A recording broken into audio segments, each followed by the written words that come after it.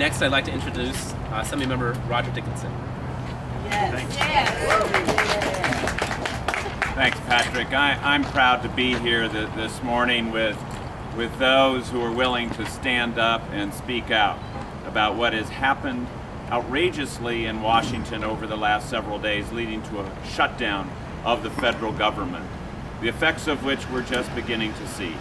But we should be very clear about what's happening here, because this shutdown of the federal government has nothing to do with health care in America. Let me say that again. It has nothing to do with health care in America. We know that a small fraction of the minority party in one house of Congress has decided not just to hold the rest of their fellow members of Congress hostage, not just the President of the United States hostage, but all of us as Americans hostage to their view of the world.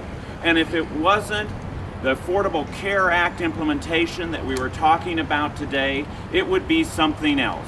It would be the Keystone Pipeline. It would be corporate tax breaks. It would be any of a laundry list of items that this small fraction of people in Congress think the rest of us ought to adopt as our way of life in America. Well, we have rejected it.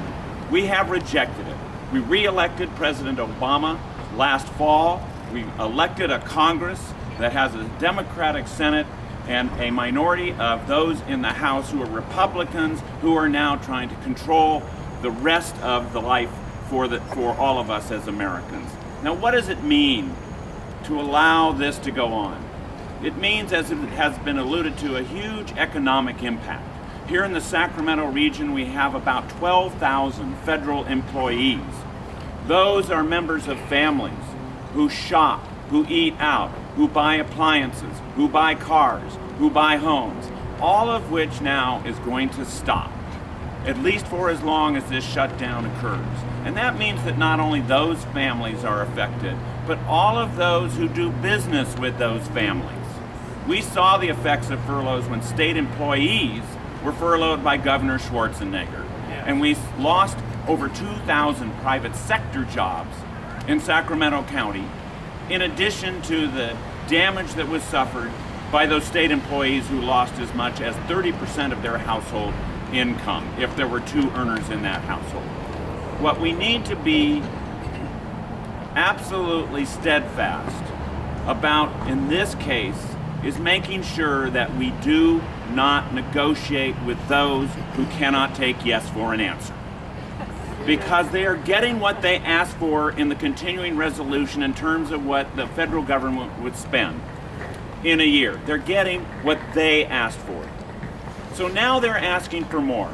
And to negotiate with this kind of approach means there will always be something else they're asking for. Yes. President Obama is absolutely right.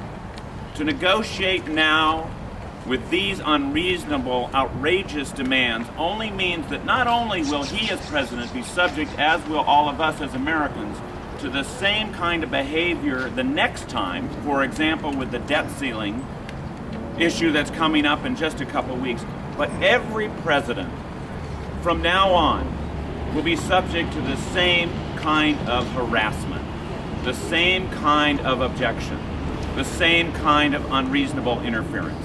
So we are all here to say it's time for those in Congress who are shutting down our government to understand that the rest of us, of Americans, will not accept their antics, their tantrums, their unreasonable demands, and it's time for us to restore the federal government to its operating condition, to get on with implementation of the Affordable Care Act, and to proceed with our lives as Americans. Thank you.